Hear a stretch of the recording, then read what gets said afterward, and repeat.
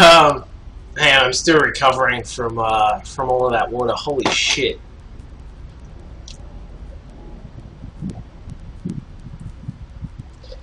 Okay. We're back for game number 5 of QED versus mGG. It is a best of 9, and just in the previous game we saw a 4-gate go up, and again we are going to have another PvP. It's going to be a battle of, I believe, the division leaders for both of these teams. So, battle of the bosses, if you will, and we'll see how this one goes.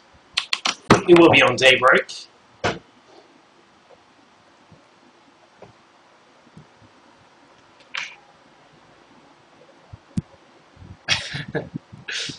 Oh, you kids, so funny. Alright.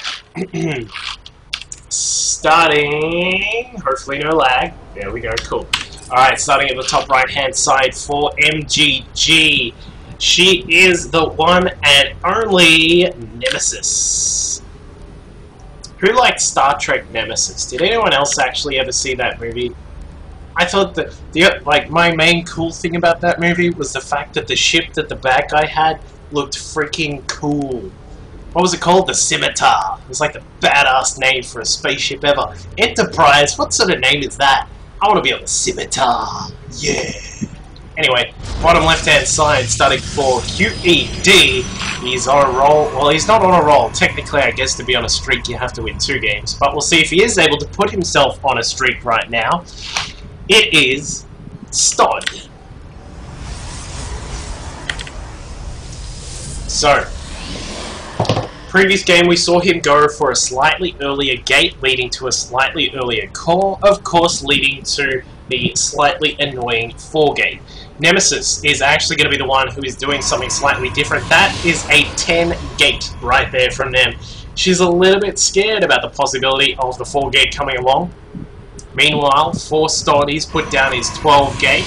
A little bit more standard there from him, even though technically this day and age, in the modern day of PvP, it's not as, you know, sort of standard as one would think. But as I said, Nem a little bit worried about this this whole one-base shenaniganery from Stod. Is shenaniganery a word? Guys, can we check if shenaniganery is a word? We'll find out very soon.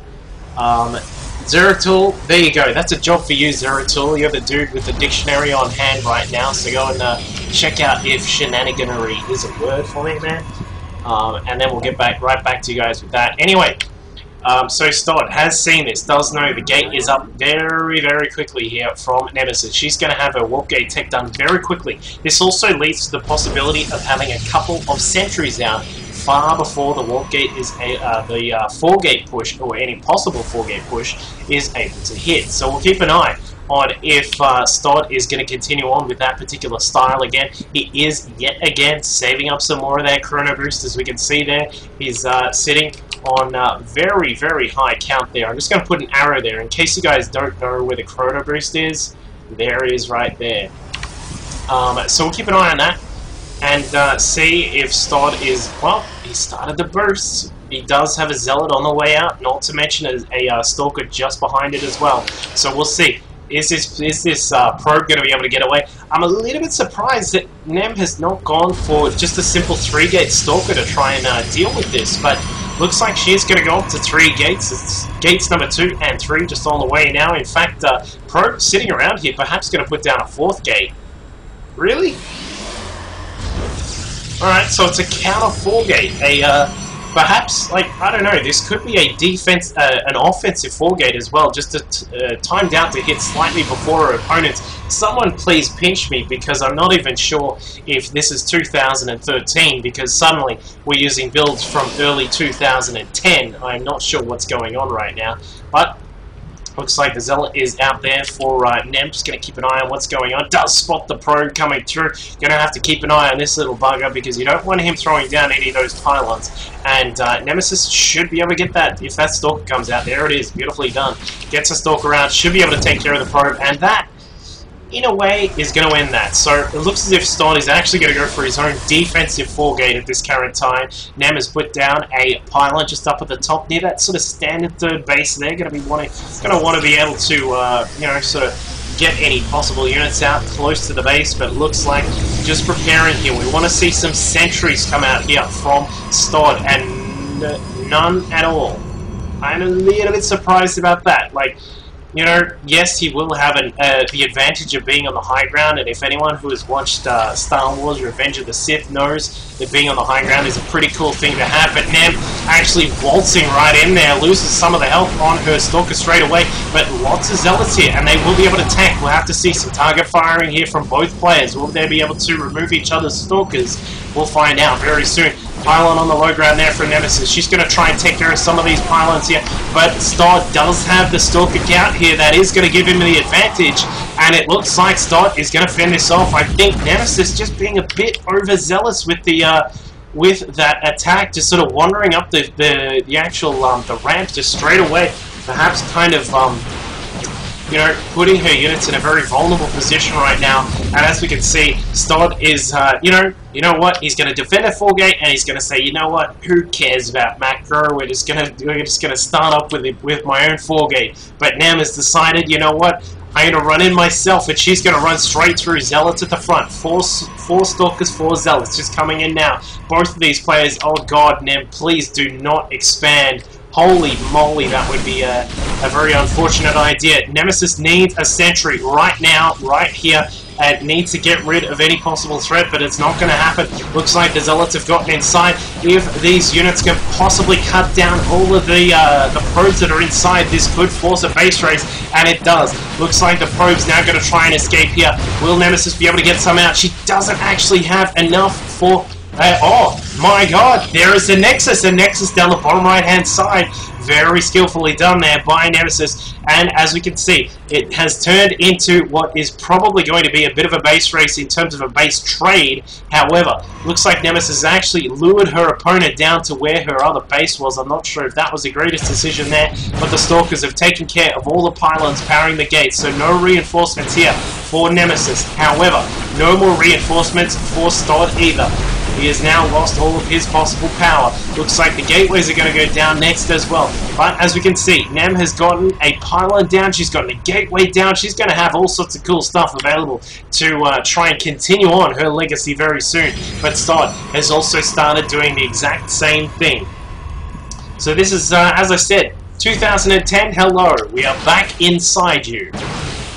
So this is a very odd game. Sitting at 30 supply, over 8 possible power is there for Stod. Nemesis, meanwhile, sitting at 26 over 16, so she's in a little bit of a better position. However, that of course does mean that she has a slightly lower unit count. She's got 3 less Stalkers, currently sitting at a total of 4. Nemesis also has 5 Zealots and only 8 probes. Meanwhile, for QED Stod, he's sitting at a total of 10 probes, 3 Zealots, and 7 Stalkers. So he's in the lead there, just sort of in the fact that, you know, having those extra mobile Stalkers, the range on those Stalkers is much more useful than having a couple of extra Zealots, especially in the hands of a Micro Master. So, I don't know, we'll see how this goes. Stod has no idea that that expansion is down there in that bottom position. Normally in this kind of game, when you've actually had this crazy sort of base trade, you'd actually sort of expect your opponent's base to be down here, back where your base was, and you kind of, like, literally turn it into a base trade. But Nemesis has done something a little bit out of ordinary there and just sort of taken the base down the bottom right hand side. Has a second gateway building. I'm not sure if that's the... I suppose she's only going to be able to warp in Zealots at the moment, so not going to be able to warp in any more Stalkers for the time being. We'll need to get another Cybernetics caught up and running. It does have a probe having a quick peek around the map, trying to find out where that Nexus is. She actually has no idea that the Nexus is just down in this position here, but may find out very soon. We'll have to see. So this game is, well, I don't know, it's pretty odd right now, man.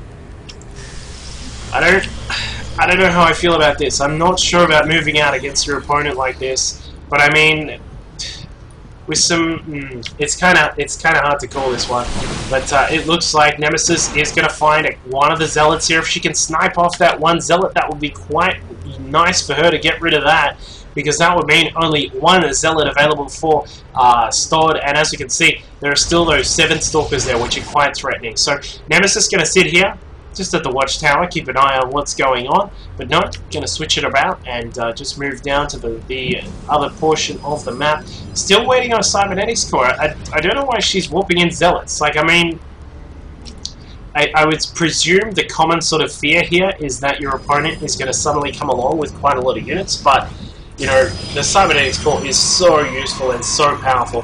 But here we go. It looks like the attack is coming in. Unit count currently sitting at 9 zealots for Nemesis. She's going to just roll through the zealots of Stod. This is going to require some fantastic micro. Where is Huck? Where is MC when you need him?